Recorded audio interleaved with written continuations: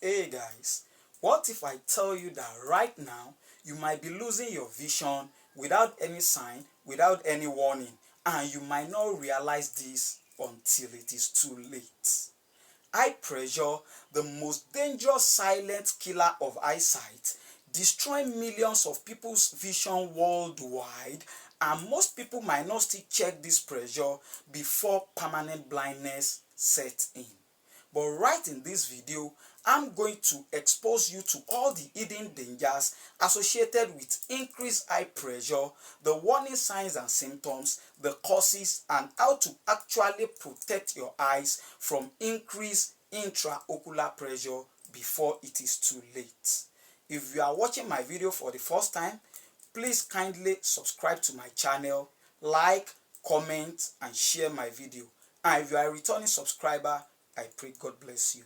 I'm still that your humble brother and your friend, Stephen Oluwatumininu. Eye pressure, the most dangerous silent killer of eyesight, most people don't care to check. Right in this video, we shall deal with it one after the other. We shall first talk about what we actually mean by this eye pressure. After then, we will talk about the warning signs, the symptoms or the manifestations of this increased eye pressure. We shall talk about the causes after that, and finally we shall talk about the preventive tips, the protective tips, how we can actually protect our eyes from having increased eye pressure before it is too late, before permanent blindness sets in. What is this eye pressure? Eye pressure is also known as intraocular pressure, and it is the pressure within our eyes.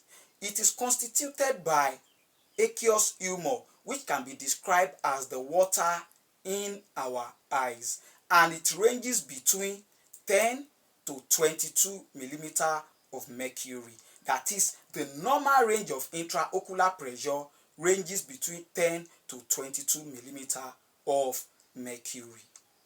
Now, persistent increase in this intraocular pressure causes a destruction to the optic nerve that convey a visual signal from the eye to the brain for interpretation. And just like we measure or observe blood pressure in our body, exact way we also measure or observe intraocular pressure in our eye. And like I usually say, I usually compare our eye to a car. A car is built with the headlights, with the wire that connect the headlights to the battery and also the battery. And so our eyes. We have our eyeball, we have the optic nerve that connect the eye to the brain, and we have the brain. Our eye is just like a camera that captures a visual image. When the image is now being captured, this image is now being transferred in a form of visual signal through this optic nerve to the brain for interpretation. The brain will now interpret and tell us that this is what you've actually seen. What are the signs and symptoms of increased intraocular pressure? Number one, it passes no sign, it passes no symptoms. No warning sign, no symptoms. It is asymptomatic, that is, no noticeable signs or symptoms. And that is why we refer to it as a thief of eyesight, the silent destroyer of eyesight, because it steals our vision just like a thief in the night. Now, the number two among the signs and symptoms usually occur when this increased intraocular pressure is becoming chronic or it has been high for a long period of time.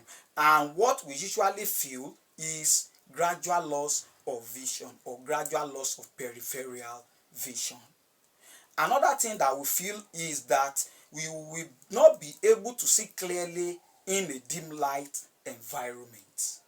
Another thing is an individual with increased intraocular pressure might require a bright light to be able to read. Another signs and symptoms is that there will be frequent changes of glasses with no clear improvement. Another one is there might be blurry vision or hazy vision. And when this increased intraocular pressure takes place for a long time, as it gets to the advanced stage, an individual can now begin to have a kind of pain in the eye, headache, redness of the conjunctiva, or the eye becomes so congested, so red, then nausea and vomiting. An individual begin to feel nauseous as if you want to vomit. And an individual can now begin to have what we call tunnel vision. It will be as if you are looking through a tunnel. You will be able to see a far distance, but what is beside ear and ear, because as I'm looking straight now, focusing my eye at a point, I'm expected to see this my hand and this my hand.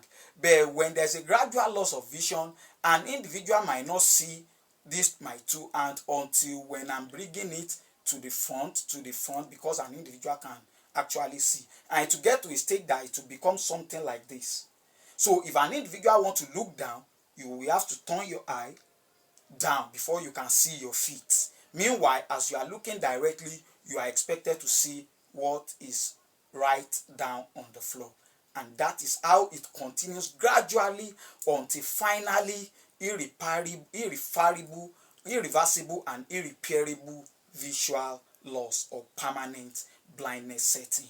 This is how it usually occurs. Now, what are the causes of this increase in intraocular pressure? There's what we call aqueous balance. That is, the rate of aqueous production must be equal to its drainage. Now, increased production of this aqueous humor more than it is being drained will lead to a retention and accumulation of this aqueous humor, leading to increased intraocular pressure. Another thing is decreased in the outflow of aqueous humor will lead to retention and accumulation of this aqueous humor, leading to increased intraocular pressure and causing a disruption to the optic nerve that we say it conveys a visual signal from the eye to the brain for interpretation. Now we have some risk factors or predisposing factors, which is hereditary. That is, it runs in the blood. And that is why we usually recommend that you should go for regular eye examination. At least what an organization recommend it for an individual to have a regular eye examination at least twice in a year. Don't wait until when you begin to feel a kind of a signs or symptoms or a discomfort before you go for eye examination. Another thing is advance in age. From age of 40 upward, due to age degenerative changes, there will be a gradual resistance to aqueous outflow, causing a retention and accumulation of aqueous, leading to increased intraocular pressure. Another signs that we can actually see or that causes increased intraocular pressure is trauma. When there's a trauma to the eyeball, it usually causes a destruction to the trabecular meshwork, which is the drainage angle leading to blockage to the aqueous outflow. And if there's a blockage to the aqueous outflow, gradually there will be retention, accumulation of this aqueous, and increase in intraocular pressure. Also, we have uveitis as one of the causes. Uveitis is the inflammation of the uveal tract. What is uveal tract? It is the iris, ciliary body, and the choroid. Inflammation of this uveal tract leads to blockage of trabecular meshwork, which is the drainage angle for aqueous humor. And also we have prolonged use of steroidal drugs. In most cases, we usually use steroids to treat uveitis. If as a result of maybe self-medication or prolonged use of this steroid, usually cause a gradual resistance to aqueous outflow, leading to retention and accumulation of aqueous humor that finally leads to increased intraocular pressure. And we have more of them like tumors and other things, but we shall concentrate on these little ones. Now, what are the dangers associated with increased intraocular pressure?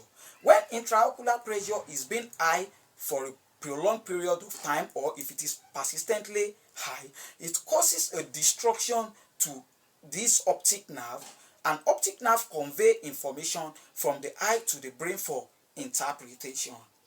Increase intraocular pressure is one of the cardinal signs and symptoms of glaucoma. Before an individual can be diagnosed of having glaucoma, that person must be suffering from increased intraocular pressure, cupping of the optic disc, and peripheral loss of vision.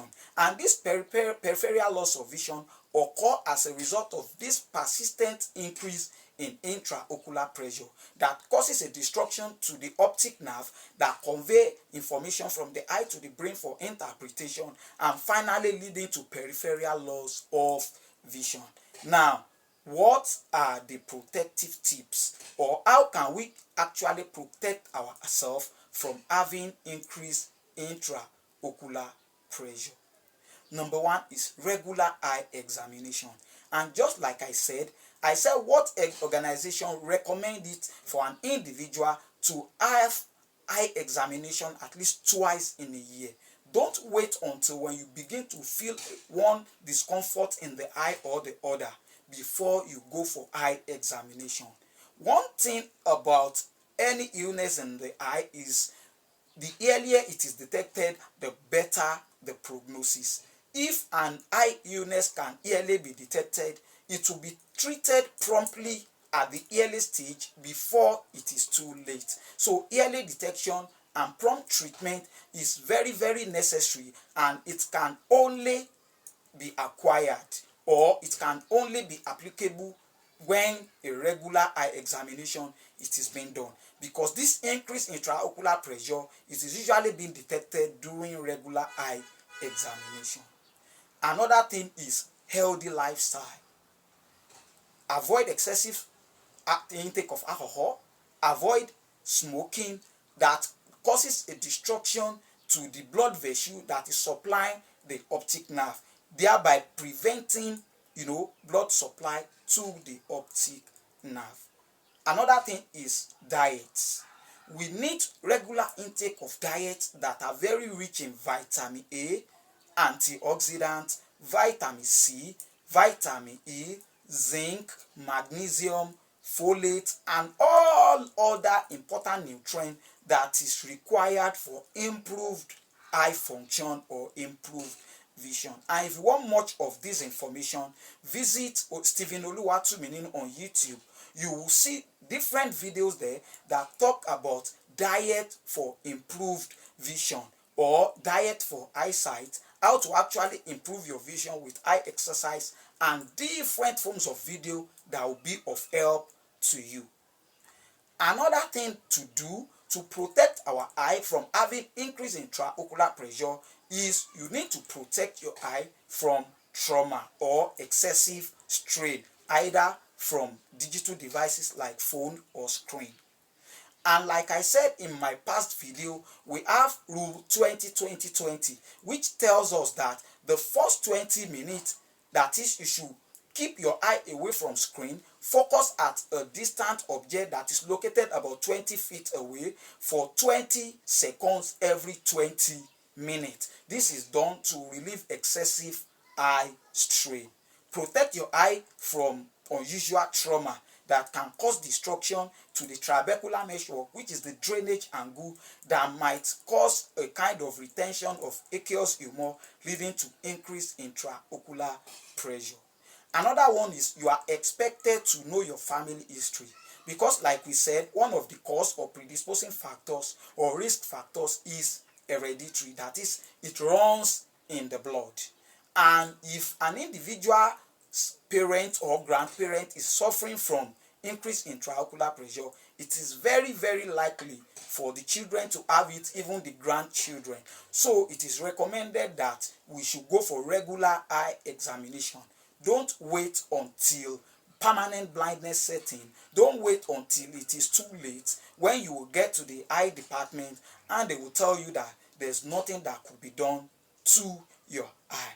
Do you know the most dangerous aspect of even this increase in intraocular pressure and also the glaucoma is that the blindness done by these things are irreversible. it causes irreversible and irreparable blindness. That is why prevention is better and cheaper to cure. So I will advise us, let's try to always go for regular eye examination to prevent us from developing increased intraocular pressure that will cause a damage to our optic nerve, or that will finally land us to permanent blindness or irreparable or irreversible blindness. If you have benefited from this my video, kindly like my video, comment on my video. If you have any question or if you have any opinion, please put it right at the comment section and I will respond to it appropriately.